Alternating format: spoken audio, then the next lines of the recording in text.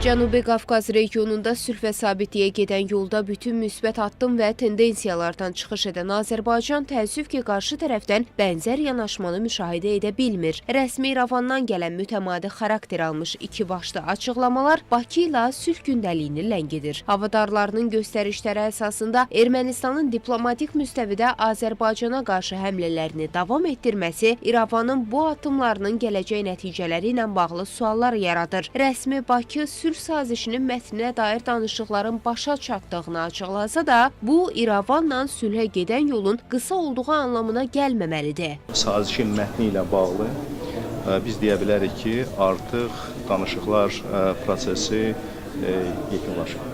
Yəni biz bir neçə dəfə məlumat vermişdik ki, son 2 açıq maddə qalmışdıq və bu yaxın günlərdə Ermənistan tərəfi həmin o 2 açıq maddə üzrə Azərbaycan tərəfinin təkliflərini qəbul etdiyini bizə əlaqə kanalları vasitəsilə çatdırıb.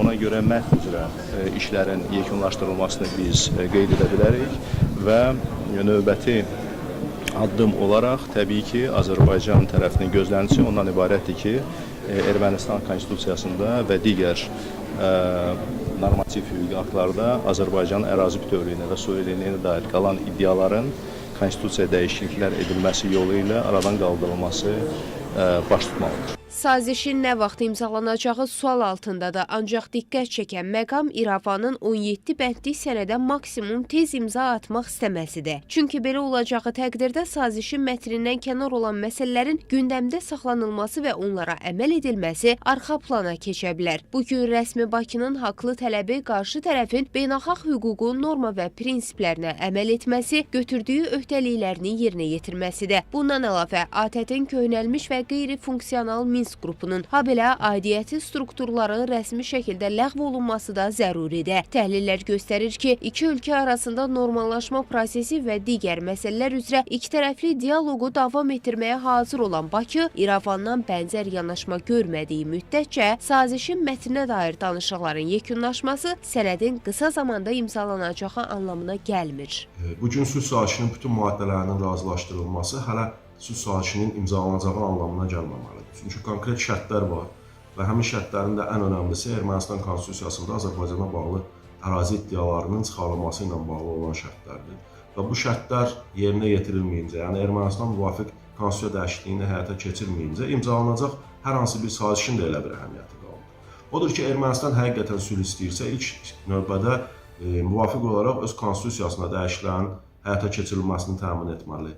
Azərbaycanla əlaqələrin inkişaf etdirilməsini istəyirsə, həqiqətən də regional platformalarda birgə fəaliyyəti istəyirsə, onda Zəngəzur dəhlizinin açılması istiqamətində müvafiq addımlar atmalıdır. O ki qaldı, Ermənistan daxilində müharibəyə dair müəyyən hazırlıqlara başlanılmasına təhlillər göstərir ki, İrəvan bunu sülh iddiaları ilə pərdələməyə çalışaraq nəzərləri fərqli yönə çəkməyə cəhd göstərir. Eğer Ermənistan üçlü barışı gerçekleştirebilirse bölgede normalleşecek. Ama yok.